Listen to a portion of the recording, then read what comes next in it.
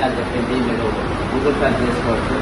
యూఎస్టీఎస్ కానీ, పార్టీస్ కానీ, 317 కానీ దాదాపు 180 కేసులు ప్రభుత్వం వేయడం జరిగింది.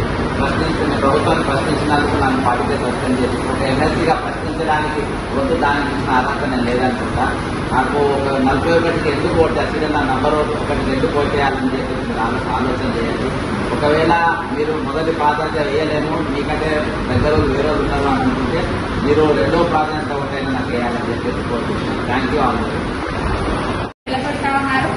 మీకు అందరిలో సగం మందికైనా అసలు పక్కా చేస్తారంటే ఎవరు వీళ్ళకి ఎందుకు ఓటేయాలనేటువంటి ప్రశ్న వెళ్తా ఉంటారు.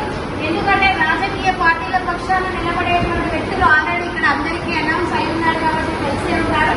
ఇండిపెండెంట్ గా స్వతంత్ర అభ్యర్థులుగా నిరుద్యోగుల తరఫున అని చెప్పేసి కూడా వాళ్ళకు వాళ్ళు అనౌన్స్ చేసుకున్నటువంటి వ్యక్తులు కూడా మీకు అందరికీ తెలిసే ఉంటారు.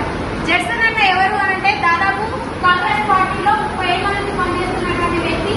రీసెంట్ గా జీవో నెంబర్ 46 కావచ్చు, జీవో నెంబర్ 317 కావచ్చు, జన్మ విద్యార్థుల ఉద్యమం కావచ్చు, గ్రూప్ 2, గ్రూప్ 3 ఉద్యమాలు కావచ్చు, దీని గురించి కాంగ్రెస్ పార్టీ అధికారంలోకి వచ్చినాక ప్రశ్నించినందుకు పార్టీలో నుంచి సస్పెండ్ కాబడినటువంటి వ్యక్తి జడ్సన్ అన్న ఎవరైతే ఉన్నారో ఈరోజు కాంగ్రెస్ పార్టీ నేషనల్ లెవెల్లో జాతీయ స్థాయిలో కూడా సోనియా గాంధీ గారు కావచ్చు, రాహుల్ గాంధీ గారు కావచ్చు, దాదాపు ఉత్తరప్రదేశ్, కేరళ, ఇంకా తమిళనాడు 5 రాష్ట్రాలకు కూడా ఒకప్పుడు కాంగ్రెస్ ఈరోజు కనీసం పాపులర్ కొట్టించేటువంటి స్తోమత కూడా లేకుండా ఉన్నారు.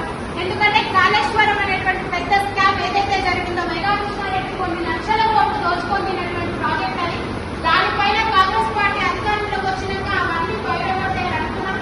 ఏ ఒక్కటి కూడా బయట పెట్టలేదు కాదు. దాని మీద అన్న ప్రశ్నిస్తే అదే మెగా కృష్ణారెడ్డి ఒక బ్లాంక్ చెక్ కూడా ఆఫర్ చేయడం జరిగింది. దానికి కూడా అన్న లొంగిపోలేదు.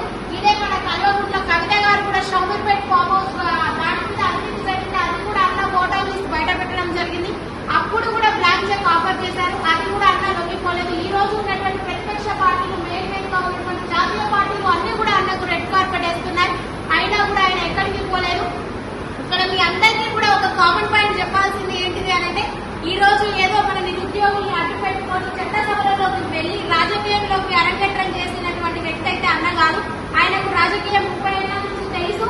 అందులో మనగలిగినటువంటి వ్యక్తి. ఆయన కింది స్థాయి నుంచి పై స్థాయి దాకా తెలిసినటువంటి వ్యక్తి రాజకీయంలో. అదే రాజకీయాన్ని వదిలి మన ప్రశ్నల కోసం మన తరపున కొట్లాడి ఈరోజు బహిష్కరించబడినటువంటి వ్యక్తి. ఇదే మీరందరూ గమనించాల్సినటువంటి విషయం ఏంటంటే, ఇదే స్వతంత్ర అభ్యర్థి.